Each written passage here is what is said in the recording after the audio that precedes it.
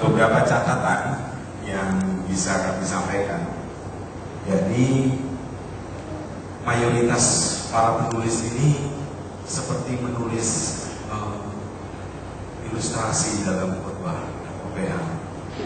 Jadi kalau kita bicara mengenai sastra, sebenarnya pertama dia harus bersifat fiktif, dan yang paling penting adalah apabila temanya bersifat tematik dari Bible misalnya, maka harus bersifat yang dalam teori sastra itu disebut dengan demistifikasi atau dan juga bisa juga ekspansi.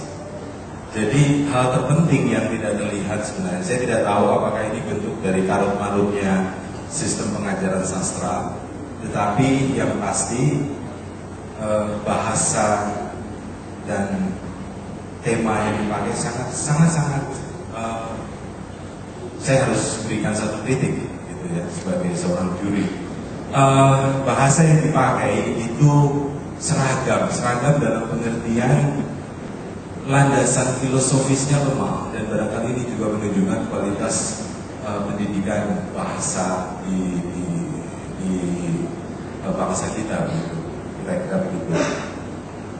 Kemudian konflik, sebenarnya ini kan dalam sebuah cerita itu yang harus ada itu kan konflik, dan konflik di dalam sebuah cerita fiksi adalah sebenarnya sederhana sekali dalam pengertian, misalnya kita tidak perlu mengambil tema-tema yang terlalu rumit.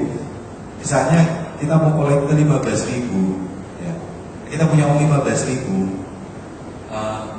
Hari itu hari Minggu, nggak punya beras, kita harus kolektor, dan kalau di total itu keluar 15.000. Apa yang harus kita lakukan? Ini konflik batin yang luar biasa yang bisa diurai dalam sebuah cerpen sebenarnya. Jadi tidak melulu harus menggunakan tema-tema yang besar, tidak selalu harus itu, karena sastra itu adalah tentang manusia. Jadi yang ada dalam tulisan ini kebanyakan adalah semacam ilustrasi saja, atau menceritakan, memparafrase kembali apa yang sudah ditulis di dalam Bible. Jadi saya kira hal-hal semacam ini juga perlu untuk dikaji kembali. Tetapi saya sangat appreciate sekali karena jumlah pesertanya banyak juga. Dan yang pasti adalah seorang penulis itu harus jujur. Ada beberapa yang meng-copy paste saja dari sebuah cerita yang kebetulan saya membaca. Saya membaca cerita itu ketika saya masih kuliah gitu. 21 tahun yang lalu. Jadi saya langsung tahu gitu.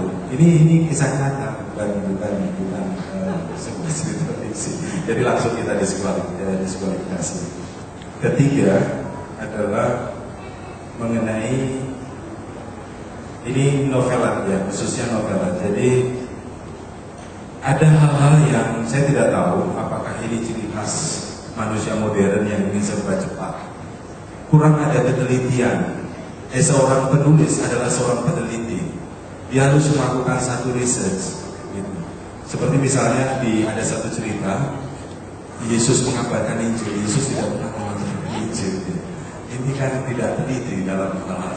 Jadi seorang penulis itu seorang research yang baik. Jadi ini adalah bentuk-bentuk yang sikap-sikap yang sebenarnya harus dipahami oleh seorang penulis. Seorang penulis adalah seorang research.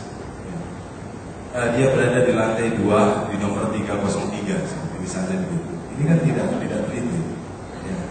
Ini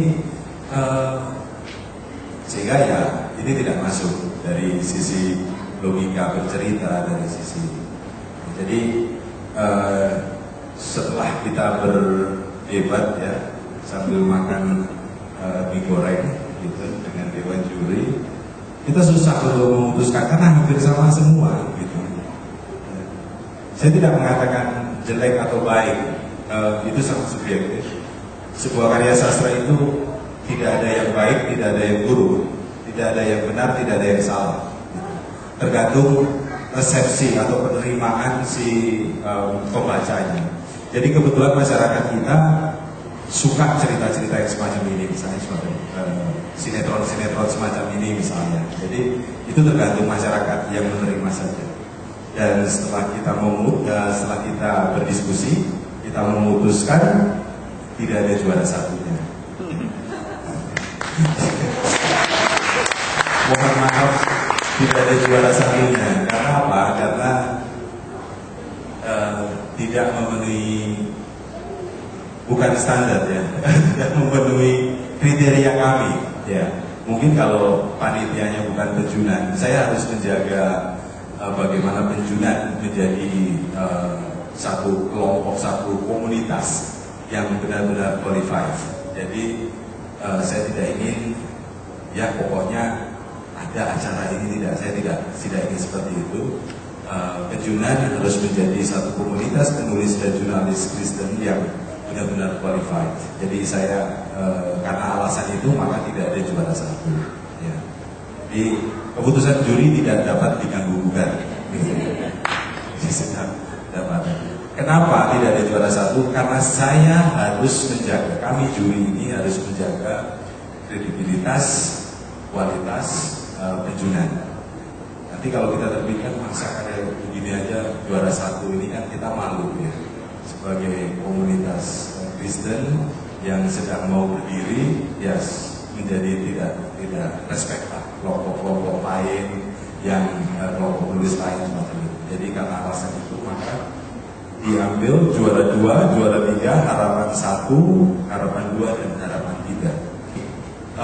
Penjunan akan melakukan workshop dan kegiatan-kegiatan yang berkaitan dengan tulis-menulis.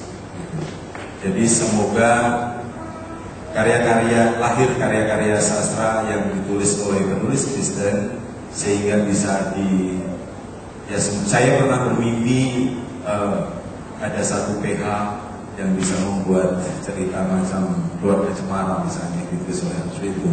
Jadi sinetron-sinetron yang lahir dari karya-karya yang bagus gitu. Ya. Inilah yang bisa saya sampaikan. Sekali lagi keputusan juri tidak dapat ditanggapi gitu. Kalau mengatakan saya bikin karya saya bagus, kok tidak diterima, ya itu karena tidak masuk dalam kriteria kami. Jadi bukan persoalan baik atau jelek. Di dalam karya sastra tidak ada baik dan jelek, tidak ada salah dan benar. Ya. Jadi yang ada salah benar itu di dalam hip hop menurut kami. Gitu.